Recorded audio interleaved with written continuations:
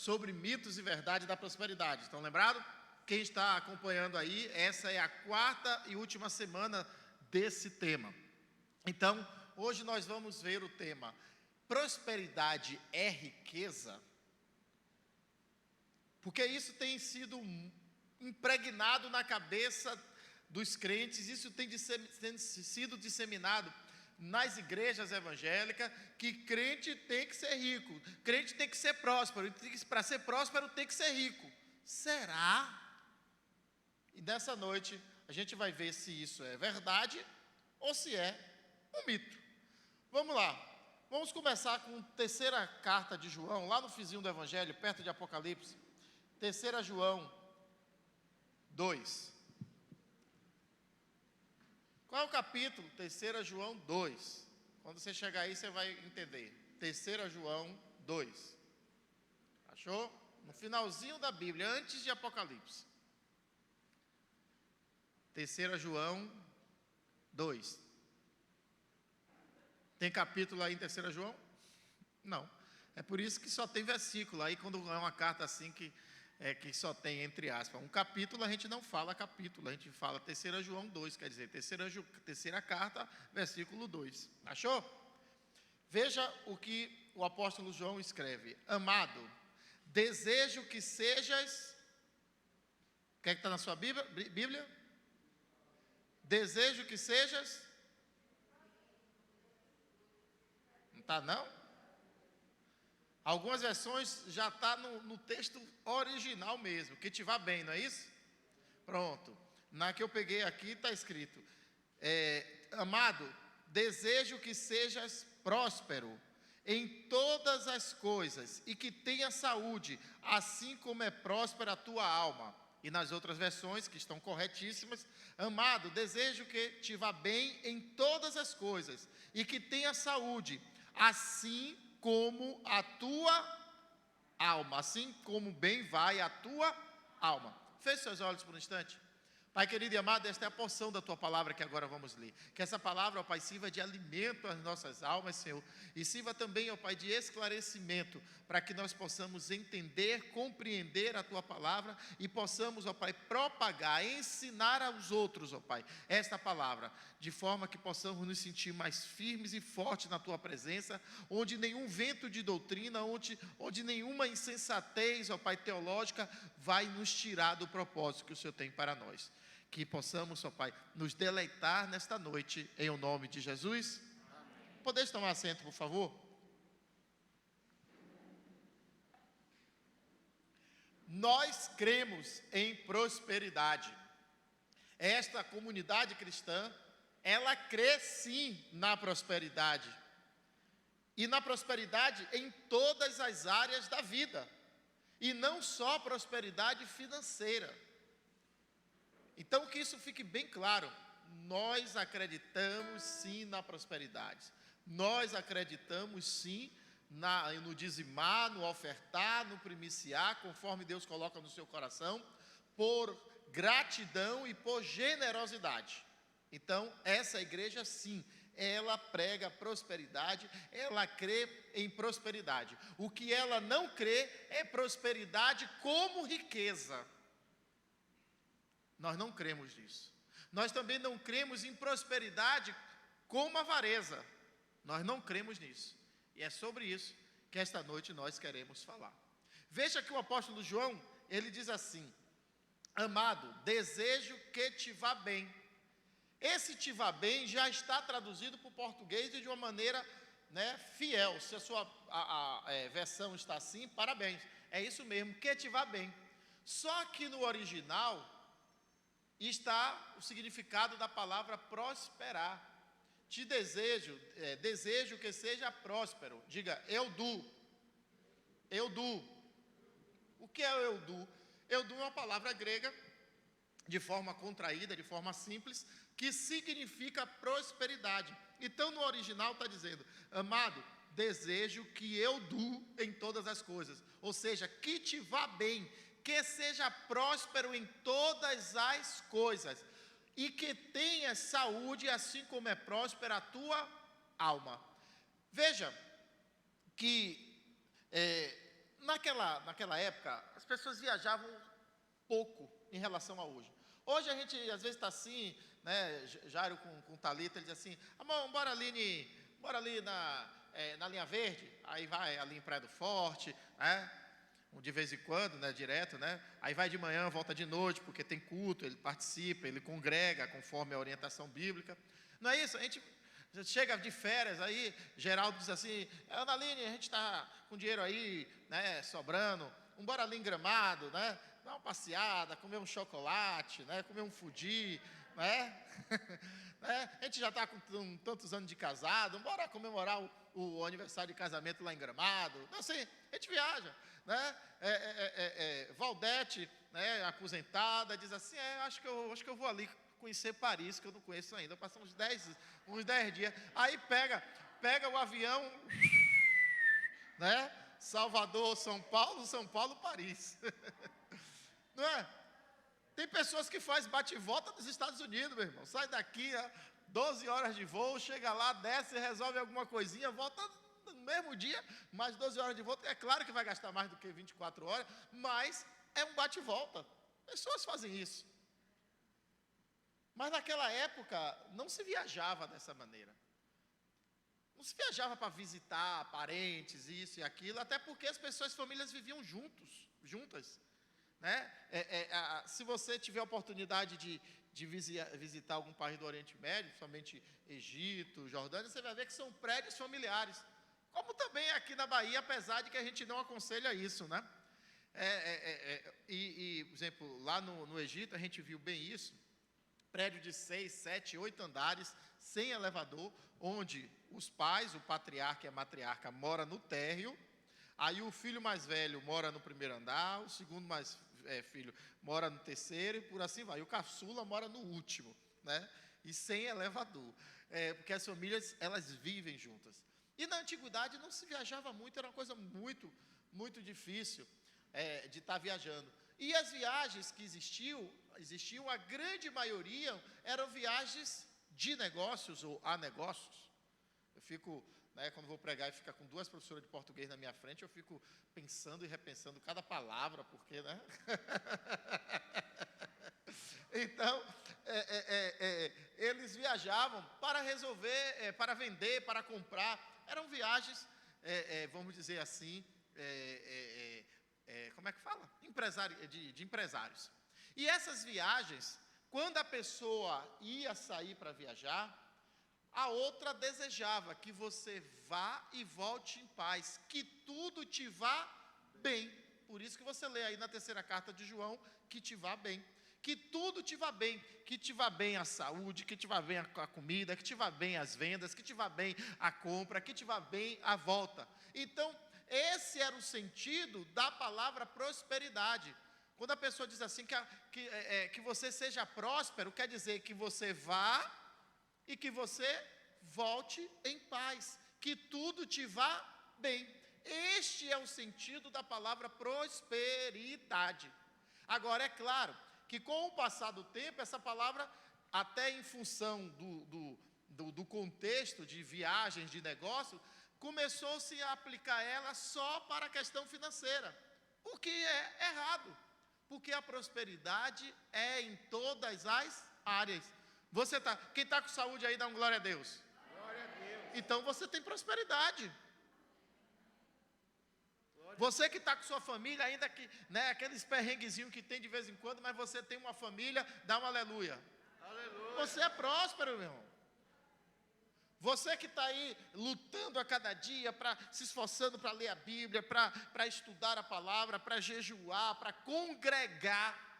Quem está conseguindo aí, dá 3 glórias a Deus. Glória a Deus, glória a Deus, glória a Deus. Você é próspero, meu irmão. Você que está trabalhando, ainda que ganhe salário mínimo, ainda que ganhe menos do que merece, e a exceção da maioria dos políticos, né? Eu não sei quem é que ganha o que merece, né? Então, somos todos nós. Ainda que você não ganhe o que mereça, mas que você está tendo a sua fonte de renda, diga, Deus é bom. Deus é bom. Você é próspero, meu amigo. Você tem um teto alugado, financiado, ou próprio, ou dado pelo seu pai e pela sua mãe. Quando você sair daqui, você vai ter um lugar para botar a sua cabeça, dormir. Você tem isso? Diga, Jesus é maravilhoso. Você é próspero, meu irmão. Você já tomou café de manhã, almoçou meio-dia. Talvez não tenha jantado, porque vê direto, mas a maioria já vê de casa. Você já jantou ou vai jantar, tomar seu café com pão? Hoje, diga, eu amo Deus. Então você é próspero, meu irmão. Você saiu de manhã e conseguiu voltar para sua casa, ou vai voltar daqui a pouquinho. Então você saiu e voltou e tudo te foi bem. Então você é próspero, está entendendo? Esse é o sentido da prosperidade original. A prosperidade bíblica é que tudo da sua vida vai bem. Tem até um hino que a gente tocava muito: eu não correrei atrás de bênçãos, elas é que vão me alcançar. Lembra, Mário? Lembra? Diegão que chamava essa música, né? Eu não correrei atrás de bênçãos, elas é que vão me alcançar. Porque a tisaliar do Senhor, a paz e a prosperidade do Senhor, elas nos alcançam.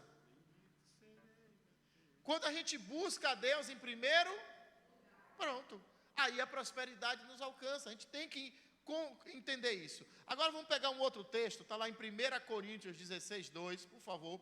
1 Coríntios 16, 2.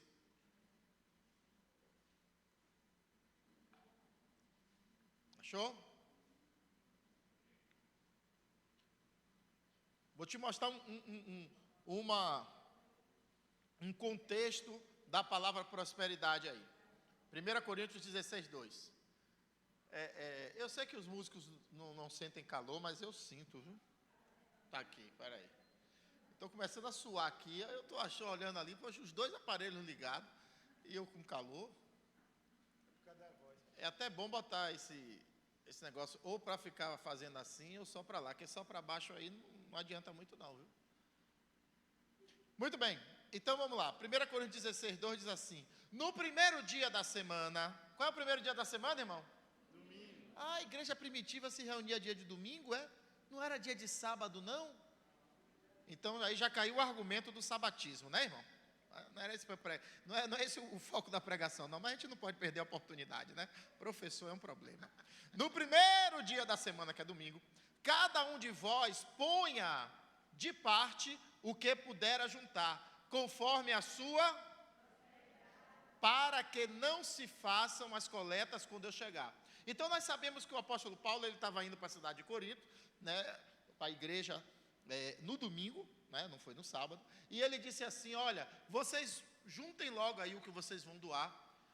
Tem ali a caixinha ali da ação social, né, que está precisando aí de macarrão, disso e daquilo. Vocês peguem e coloquem ali, separe logo para não ficar perdendo tempo no dia do culto. Paulo dizendo e eu dizendo aqui agora, conforme a sua prosperidade.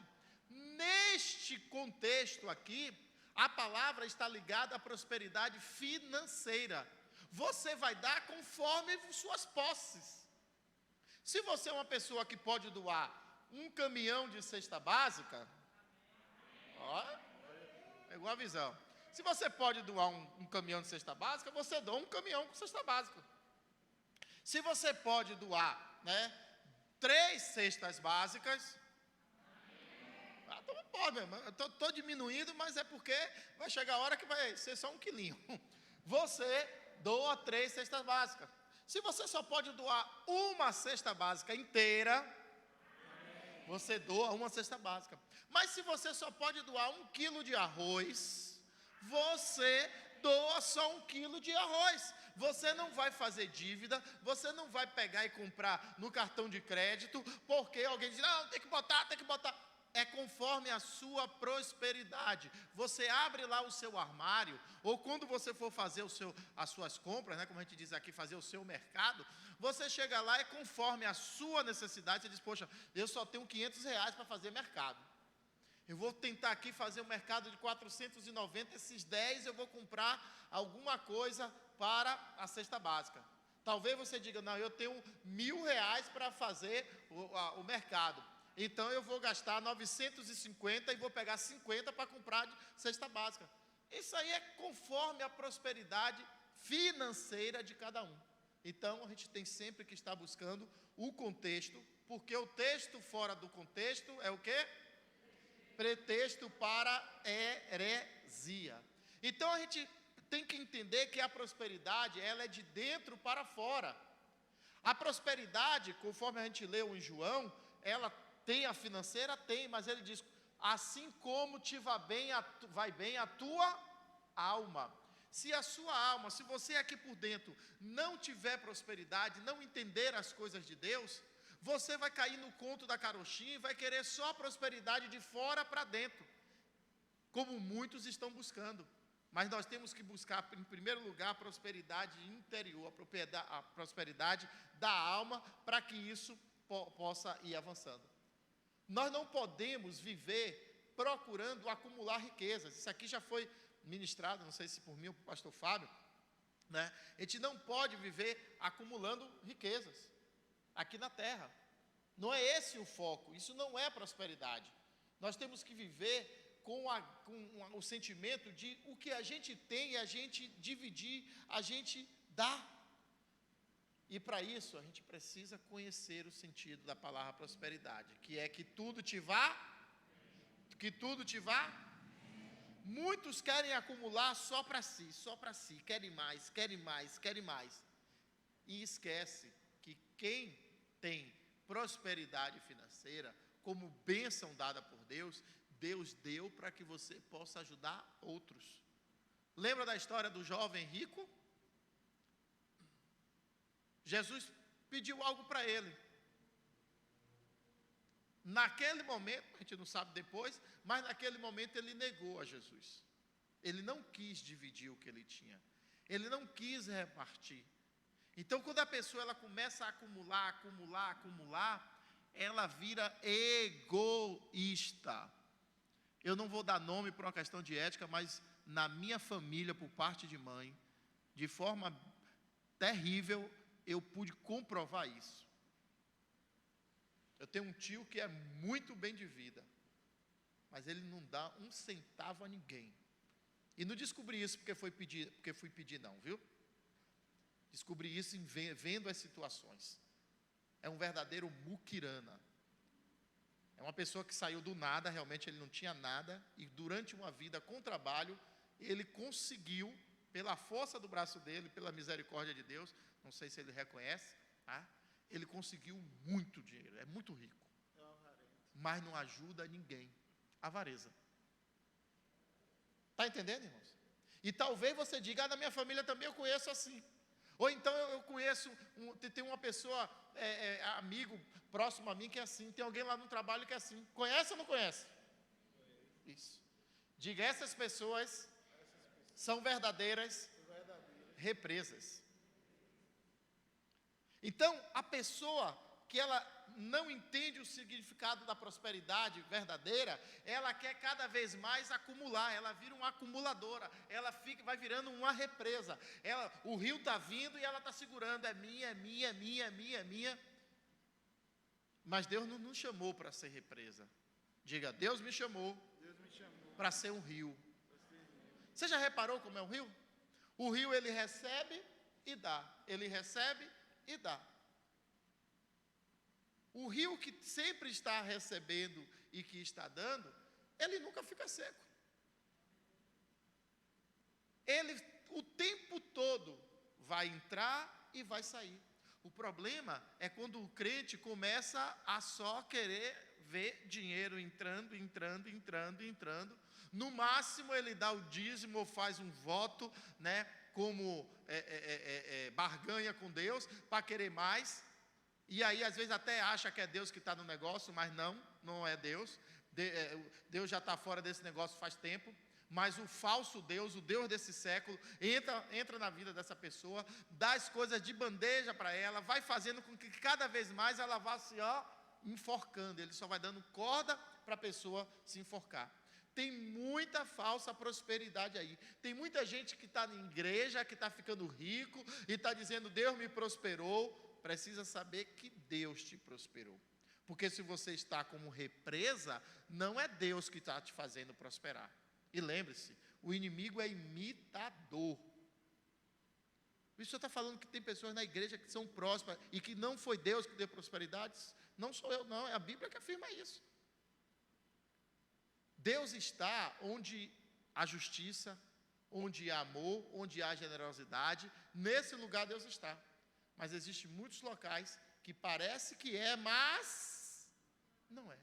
Bora lembrar da aula que a gente aprendeu lá no primário, né? Hoje não fala mais primário não, viu gente? Fala Fundamental 1.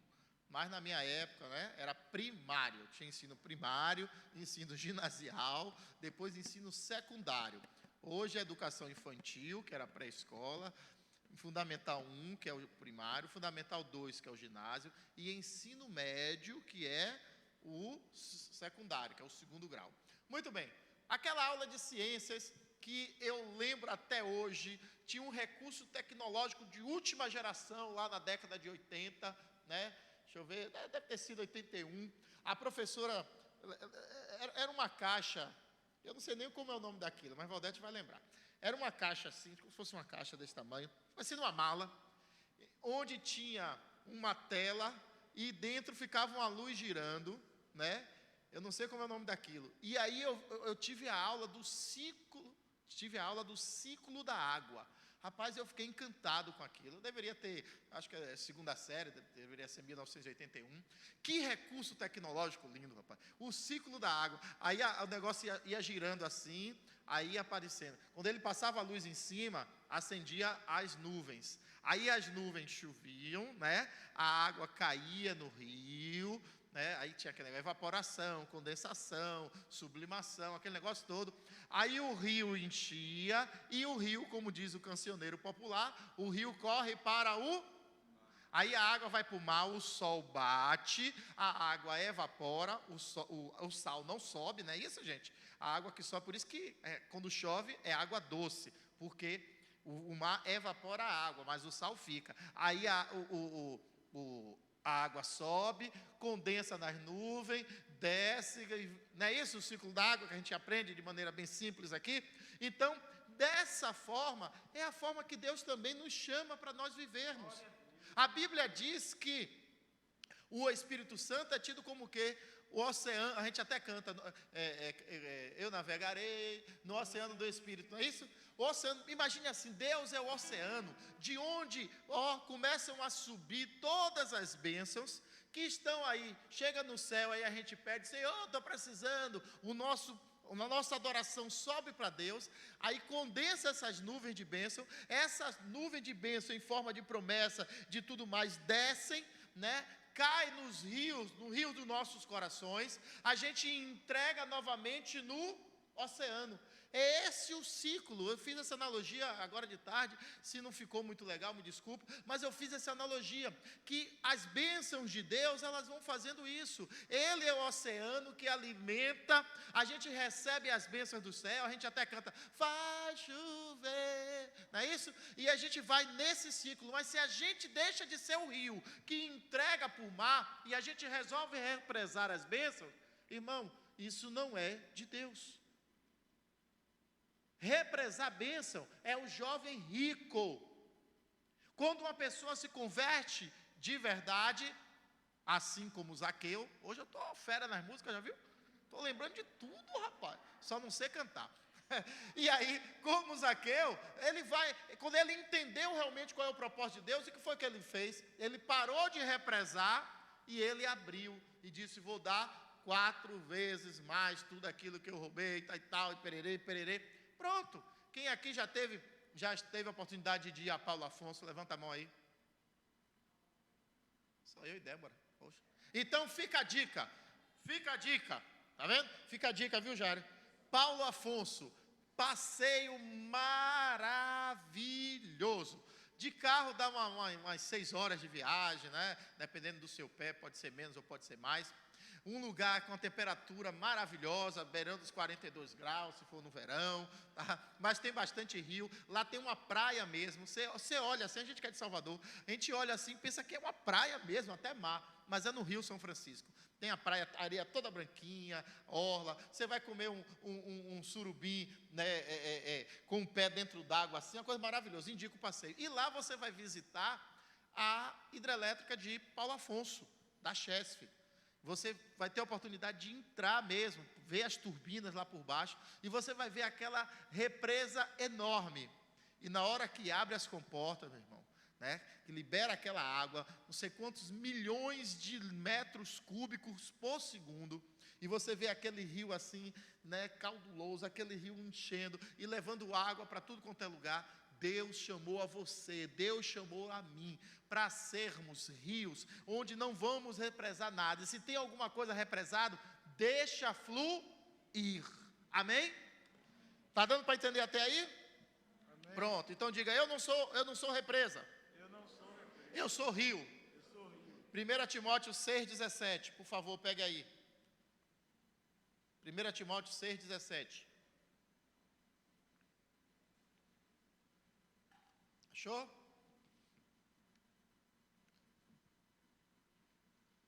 Primeira Timóteo 6,17. Posso ler?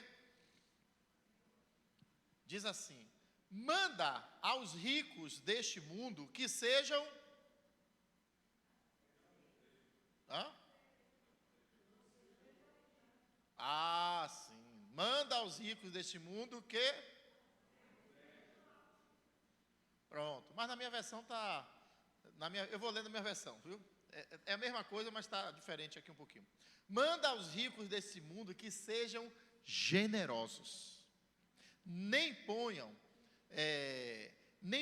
a esperança na incerteza das riquezas, mas em Deus, que abundantemente nos... todas as coisas para delas... Pronto, na versão que vocês leu, que não sejam... altivos, arrogantes, altivos, avarentos, tudo vai dentro do contexto, vai dar a mesma coisa. Então, Paulo está dizendo assim para Timóteo: Timóteo, pregue aí na igreja que eu deixei você como pastor, pregue aí que as pessoas devem ser generosas. Diga especificamente aos ricos que eles sejam generosos. Vamos parar aí, vamos tirar conclusões dessa primeira frase. Paulo em algum momento aí condenou alguém que é rico? Paulo escreveu aí que é pecado ser rico? Paulo está dizendo que rico não vai entrar no céu? Porque as pessoas também, no radicalismo do sentido inverso, né? Aqueles que acham que ser crente é ser miserável e não é, tá? Diz assim, não, mas Jesus disse que é mais fácil um camelo passar pelo buraco de uma agulha, e achando que é uma agulha de costurar. Agulha é o nome de uma portinhola que tem dentro da porta nas casas egípcias, ou melhor, nos mercados egípcios. Tem aquela porta grandona e tem uma portinha, você vê isso naqueles filmes de Aladim e de tudo mais, tem uma portinha assim, só que é para um ser humano, baixa assim e entra. Então o camelo entrar ali é muito difícil, por causa do côvado que ele tem nas costas. Então, ele tem que descer e o dono ir puxando e ele andando assim de joelho. Imagine o camelo andando de joelho. Aí ele passa pelo buraco da agulha. É muito difícil ele passar. Então, nesse sentido, não é agulha de costurar de... Não, viu? Então, voltando. Então, não é problema ser rico. Senhor, envia pessoas ricas para essa comunidade, Senhor. E para a igreja ali do lado, para outra ali do lado, para tu que está a igreja, bota os ricos, Senhor, para estarem financiando a tua obra. Então, ser rico não é pecado. Não há problema nenhum em ser rico. Agora, se você recebeu de Deus uma bênção, né, uma ideia, um start, montou sua empresa, ganhou, está ganhando mundos e fundos, glória a Deus. O recado que Paulo deixa para você, e eu também deixo, que você seja generoso, que você não seja altivo, que você não seja avarento. Agora, continuando, nem ponha a esperança na incerteza das riquezas.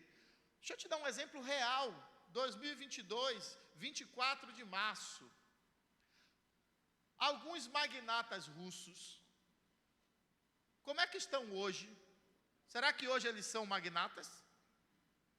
Aqueles que estavam com dinheiro em bancos europeus, são magnatas? Não. Mas eles estavam confiando na incerteza da riqueza. Aplicaram em bolsas, aplicaram em bancos, né, investiram isso e aquilo. E aí, com as sanções da ONU, bloqueou tudo.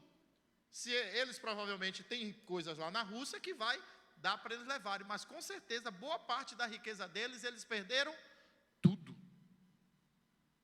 Jogador de futebol aí, a gente pode dizer, perguntar a Marquinhos ali, que é especialista na área, quantos jogadores, né, que eram riquíssimos e hoje está passando fome. Tem aqueles programas de domingo que quem gosta de ficar assistindo para chorar, para não sei o quê, que aí eu acho que até aquele cara saiu. Acho que era Geraldo o nome dele, não era Geraldo? Era. Hã? Geraldo Luiz. Que aí ele ia, né, encontrava o cara na sarjeta, aí conversava, fazia aquele quadro todo, aí todo mundo chorava e não sei o quê. Né? Hã? Reconstruindo o sonho. Marão sabe, tá vendo? Então, tá ligado. É bom que prova que eu não estou inventando nada. Então, jogadores que estavam riquíssimos, cara, e perderam tudo, confiaram na riqueza. Então, Paulo dizendo, olha, não é pecado ser rico, seja rico, agora você vai ter que ser generoso e não confie na riqueza, mas em Deus. Olha que coisa, isso aqui é maravilhoso. Pegue sua caneta e circule aí. Que abundantemente nos vende todas as coisas. Não é isso que está em sua Bíblia? Não é vende não, é o quê? Nos dá. Então Deus nos dá todas as coisas. Para que Ele nos dá? Olha que coisa maravilhosa. O que é que está escrito na sua Bíblia aí? Para você o quê? Para você gozar dessas coisas. Então Deus nos dá prosperidade, Deus nos dá tudo que nós precisamos para nós aproveitarmos ela, para a gente usufruir sim da prosperidade também financeira que Deus nos dá. É Ele quem dá.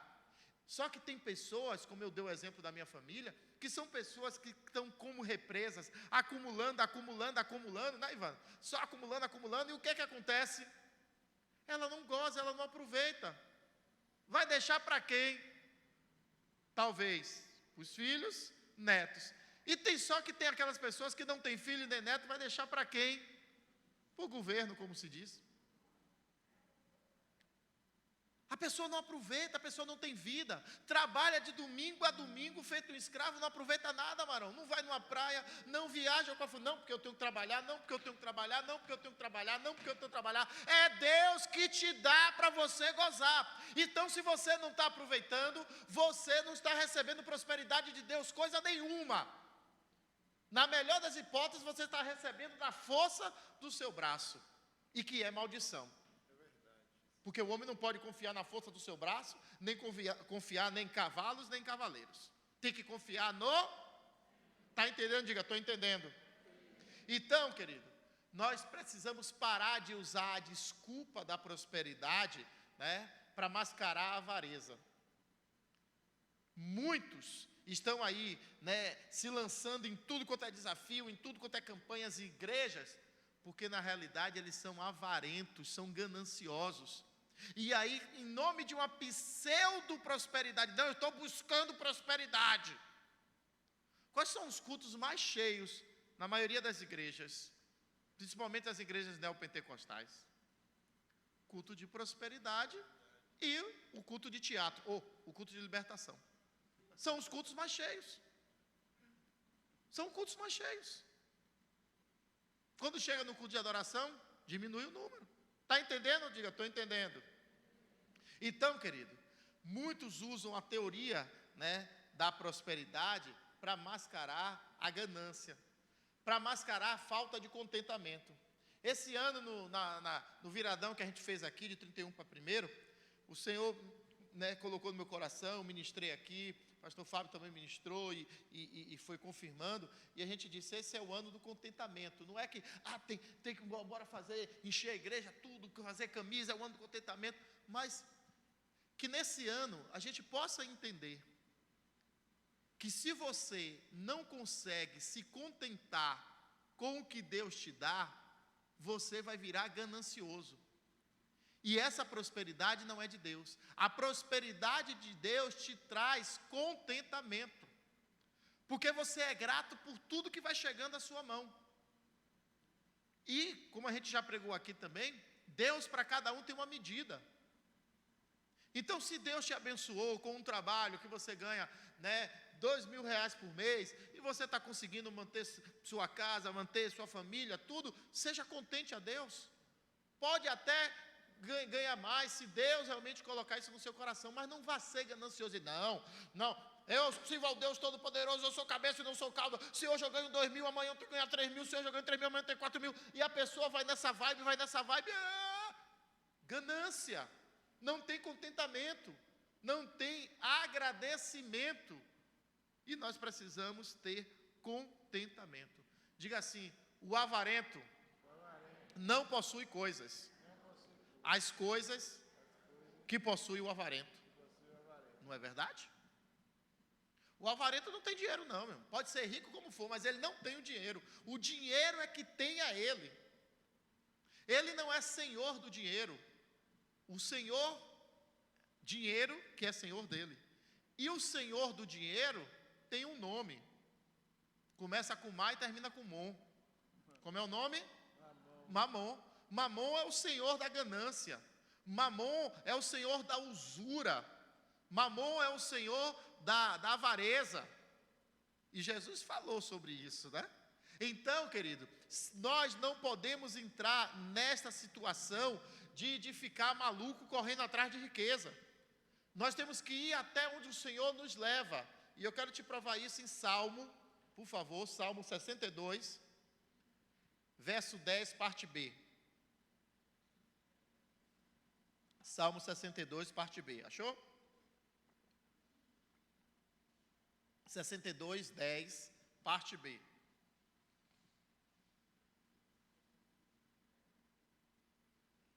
Achou? Diz assim na minha Bíblia: se as vossas riquezas aumentam, não ponhais nela o seu coração. Então, há problema em a pessoa ser rica e ficar mais rica ainda? Não, contanto que o coração dela não esteja nisto. Se hoje o Senhor me dá a condição de ter um salário, vamos supor, 5.000, e amanhã o Senhor me permite ter um salário de 10.000, não é pecado. Dizer, não quero não, que isso é do diabo. Não, eu tenho que ter o discernimento espiritual e dizer, é de Deus. Se eu sair desse emprego e for para esse outro, e isso já vi muitos casos, não só nessa igreja, mas em outros locais, de pessoas que não buscam de Deus a sabedoria e cai na bandeja do inimigo, cai na isca. Está trabalhando, está ganhando ali aquele dinheirinho dele, mas está tendo comida, não está faltando nada. E ele está aqui na igreja domingo, ou em qualquer igreja que ele congrega, ele está na igreja durante a semana, tem evangelismo ele faz, tem retiro ele participa, tem ensaio, ele vem ensaiar para tocar, para deixar tudo certinho, tem, se dança, vem ensaiar a dança, faz tudo, tem tempo para tudo. Aí o inimigo diz, poxa, esse rapaz está adorando demais, ele tem tempo para tudo, não falta nada para ele. Ele é próspero. Aí chama os auxiliares e diz, cãozinho 1, cãozinho 2, arranja um emprego aí, para ele ganhar o dobro, mas que ele não tenha tempo para nada. Aí a pessoa ainda vem, como já aconteceu, bispo, eu quero conversar com o senhor, vem, diga aí. Não, porque não sei o que, eu digo, vem cá, mas você vai ficar viajando, vai ficar fora. Como é que fica a sua esposa? Como é que fica seus filhos? Como é que fica o seu chamado, o seu ministério que você participa? Não, bispo, mas veja bem, o senhor está vendo uma oportunidade, eu vou ganhar muito mais. E assim, eu não vou nem gastar, porque na viagem tem o dinheiro que a empresa paga da diária, do hotel, do combustível do carro, disso e daquilo. Resultado. Cadê essa pessoa?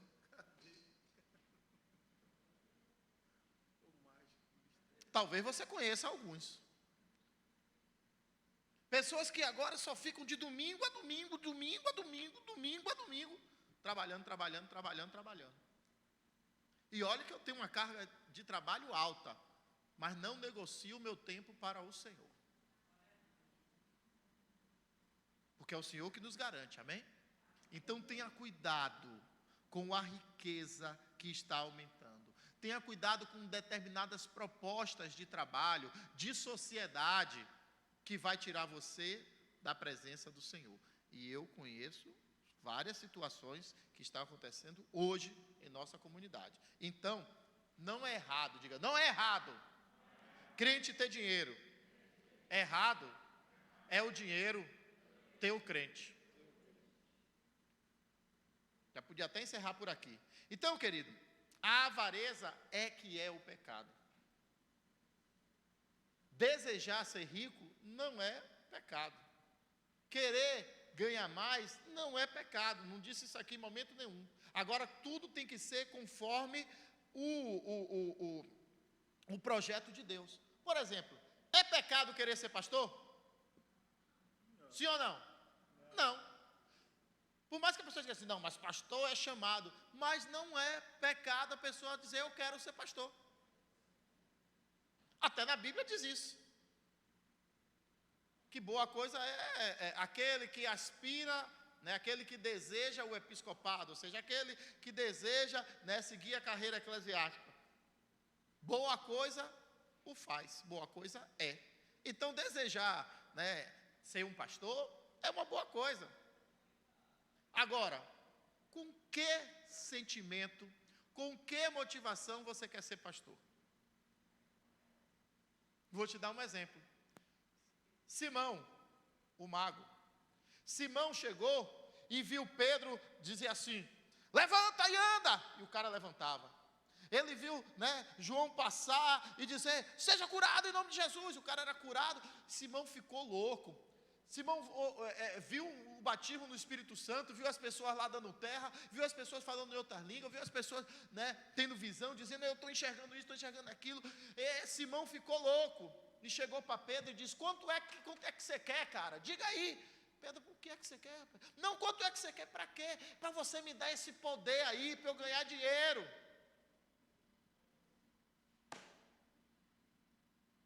Qual era a motivação de Simão? Ter poder, ter dinheiro. Pastor, hoje, me desculpe se eu parecer antiético, mas tem muitos pastores que na realidade viraram profissionais. Eles não quiseram ser pastor porque havia um chamado, ou talvez até houvesse, mas eles quiseram ser pastor porque é uma carreira. E a depender do ministério, né, é uma carreira, por exemplo, na empresa tem assistência administrativo 1, assistente administrativo 2, né, técnico 1, técnico 2, engenheiro 1, engenheiro 2, engenheiro sênior, engenheiro trainee, não tem isso? Pastor também, em muitos ministérios é assim. Eles vão para uma igreja pequena, se aquela igreja começa a prosperar, ele sai e vai para uma maior, passa a ser pastor 2, 3, daqui a pouco passa a ser pastor setorial, pastor, né, estadual, pastor regional, bispo, e vai, é uma carreira. Mas não é esse o propósito. Não, Deus não nos chamou para pensar assim. Eu tenho que fazer o que Deus colocou no meu coração. Eu tenho que ser próspero naquilo que Deus me chamou para fazer. Se Deus te chamou para trabalhar fazendo faxina, faça a melhor faxina do mundo e Deus vai te dar provisão, você ganhando o dinheiro de faxina. Se Deus te chamou e te deu condições para você ser um engenheiro, seja o melhor engenheiro do mundo. Você vai ganhar o suficiente para viver bem e tudo te vai bem. O que Deus colocou no seu coração, meu irmão, faça da melhor maneira. Isso que é prosperidade. Diga comigo, prosperidade sem contentamento e sem generosidade não é bíblica. Vamos lá, para a gente, já estou terminando. 1 Timóteo 6,10. 1 Timóteo 6,10. Achou? 1 Timóteo, capítulo 6, verso 10. 1 Timóteo 6,10.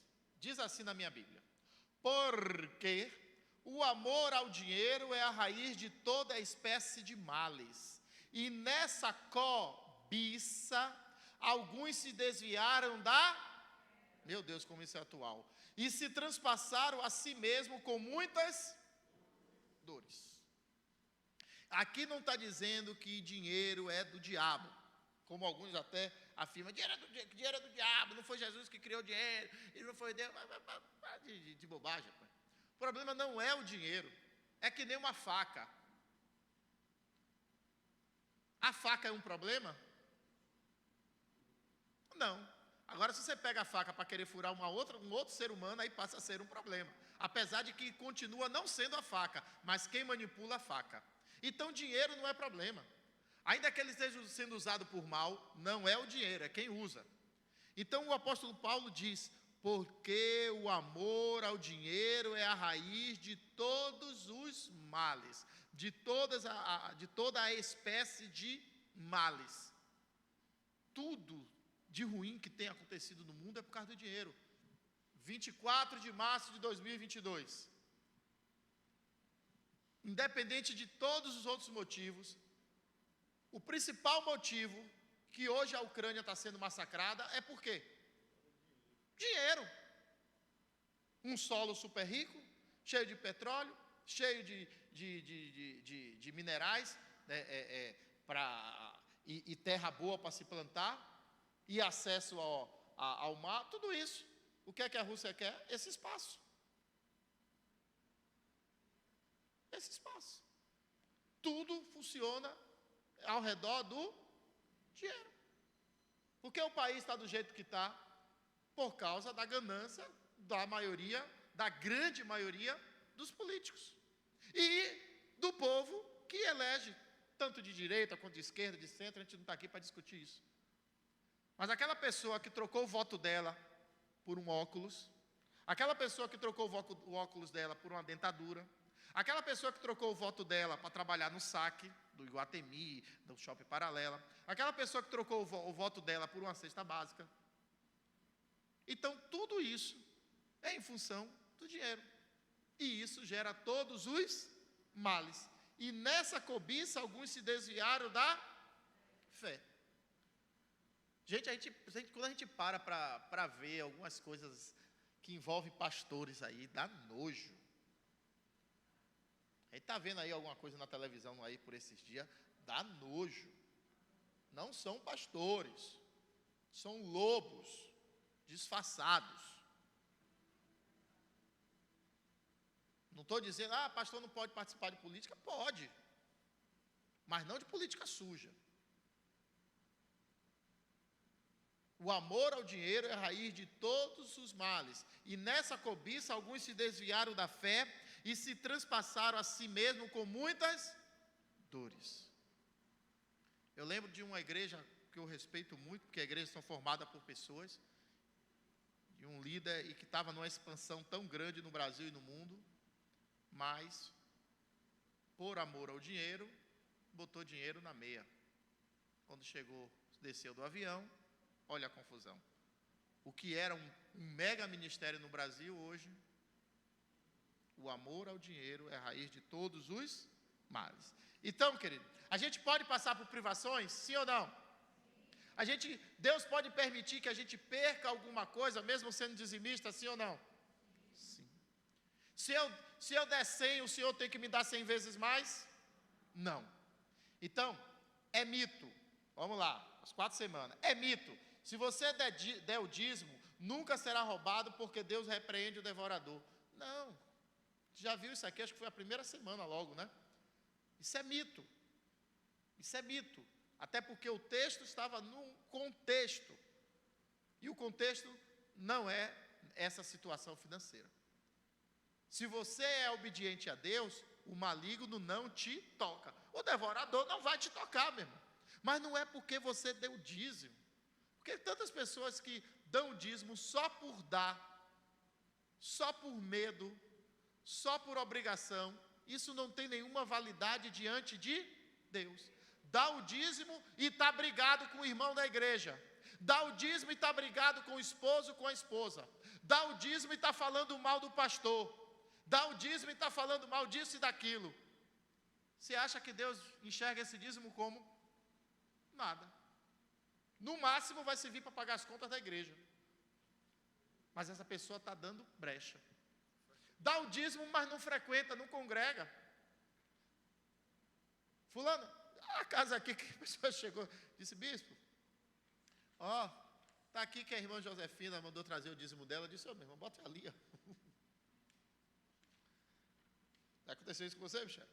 É assim, a pessoa manda alguém trazer, e não é porque está doente, é porque não está congregando, mas tem medo, não, porque se eu não der o dízimo, minha televisão vai quebrar, se eu não der o dízimo, meu carro vai quebrar, se eu não der o dízimo, não sei o quê, e aí fica com medo, e manda, ou então deposita, faz transferência, por medo. Eu até agradeço que a gente está precisando bastante de investimento financeiro na igreja, mas, diante de Deus, irmão, não tem validade nenhuma. O próprio Senhor Jesus disse: se você tem alguma coisa contra o seu irmão e vai ofertar, o que é que você faz? Dê sua oferta ali do lado. Vai primeiro se reconciliar com seu irmão, com seu marido, com seu pastor, com seu ovelha, sei lá o que for. Depois você volta para executar. Não é isso que Jesus falou? Então, é mito. O outro mito, o pastor Fábio pregou aqui muito bem: oferte e receba 100 vezes mais, ou 30, 60, 100 vezes mais. Isso é mito ou é verdade? É mito. Não foi nesse contexto que o Senhor falou. Mas aquele que deixar pai, mãe, filho, por amor e por chamado dele, receberá 100 vezes mais. Um exemplo: vamos supor que Deus pegue e chame Talita e Jairo, Jairo e Talita, arda no coração deles uma vontade de ir para o sertão aqui da Bahia, né, largar tudo aqui, ir para o sertão da Bahia, implantar lá algo que possa ajudar as pessoas, que possa arrecadar finanças aqui e levar para lá para fazer poços artesianos, botar luz solar, ou seja, movimentar, fazer um projeto lindo lá no sertão. E eles largam tudo aqui e vão para lá, a chamado de Deus. Deus está dizendo: olha, vocês não tinham uma casa lá, moravam num apartamento, numa casa, não sei, lá em Brotas? Agora você tem 100 casas aqui. Porque cada família dessa que você ajudou, quando você precisar, vai te ajudar também. É assim. É só um exemplo. É nesse sentido e em vários outros. Você vai ter tudo mais, você não vai precisar. Você não vai ter agora só uma casa para comer. Você vai ter 100 casas para comer. As pessoas, principalmente o pessoal do interior, você faz alguma coisa por elas. Vem almoçar aqui, por favor, não sei o quê. E tudo que tem, você chega, peraí, vai no quintal e arranca um coco, arranca um mamão, arranca uma laranja, uma cana. Não é assim as pessoas do interior? É isso que Jesus está dizendo. Quando você vai fazer o bem, pode ficar despreocupado, que você vai ganhar 100 vezes mais tudo. Você não só tinha uma família, você agora vai ter 100 famílias. Não é 100 mulheres não, viu, irmão? Que ninguém é xiita não, viu? Marão está dizendo que lá em Cabaceiras é assim. O pessoal ajuda. O pessoal do interior tem um coração, né, muito, muito grande. E da cidade também, fala do interior porque é mais nítido. Mas as pessoas que vão, como aquele jovem, Vitor, que esteve aqui pregando no Fire Home, né? Ele largou tudo, está vivendo na favela, lá na Boca, em Valéria, chamada Boca da Mata de Valéria. É onde aquele negócio que você vê na televisão direto aí, pipocando guerra entre facções, que outro dia aí pegou um caminhão com não sei quantos fuzis e tudo mais, que estava indo para Valéria. Ele está lá, ele é um jovem, mas ele ardeu o coração dele para isso, e Deus está garantindo ele lá. Está morando num barraquinho lá dentro da favela, irmão. Ele está ganhando 100 vezes mais. Mas isso não quer dizer que se você não tem um chamado, não, porque já que o bispo falou isso, que está na Bíblia, então eu vou também, porque eu quero ganhar. Não, se você não foi chamado para isso, irmão, fica onde você está. Cuida da sua família, cuida do seu trabalho, cuida dos seus funcionários, cuida do seu patrão. Está entendendo? Amém. Então, a outra, lei da semeadura, foi até eu que preguei. Então, lei da semeadura, ela existe? Sim. Mas só que não é do jeito que se fala. Não, porque o que você está plantando aqui, você vai semear, então semeie prosperidade aqui que você vai ter prosperidade. Não é bem assim não, irmão, depende. Depende de uma série de fatores. Depois você pega lá no YouTube e assiste de novo esse vídeo, para você entender o que é a lei da semeadura e como ela funciona. É claro que o que a gente planta, a gente tende a colher. Mas o próprio Deus pode fazer com que a colheita não aconteça. Assim também, como a colheita não acontecendo, mas Ele pode nos garantir a verdadeira prosperidade. Ainda que a oliveira não dê seu fruto, né? Como é? E o fruto da oliveira minta, né? Isso, ainda que a figueira não floresça e o fruto da oliveira minta, todavia, pronto. Então a verdadeira prosperidade, a verdadeira lei da semeadura é você estar alegre no Senhor o tempo todo o tempo. Então os mitos que existem, eles estão aí para que eu e você possamos pregar a verdade, porque conhecereis a verdade, mito ou verdade, a última que eu falei hoje, prosperidade é riqueza? Sim ou não? Não, prosperidade é em todas as áreas da saúde, ou da vida, inclusive a saúde. O que é que significa no original a palavra prosperidade? Que tudo te vá bem. Pronto. Simples. É por isso que o Senhor Jesus diz: conhecereis a verdade vos libertará. E eu te pergunto, como é que a gente conhece? A gente conhece quando a gente caminha. Então diga comigo, libertação é para crente. Salvação é para ímpio. Então o verdadeiro culto de libertação é esse. É quando o crente vai se desamarrando, né, de todos a impregnação mentirosa, né, da grande maioria, para querer tirar proveito nosso. Conhecereis a verdade, e a verdade vos... Então diga assim: eu sou dizimista, eu sou ofertante, eu primicio, eu dou o meu melhor, porque eu amo a Deus, sou grato a Ele e quero ser generoso.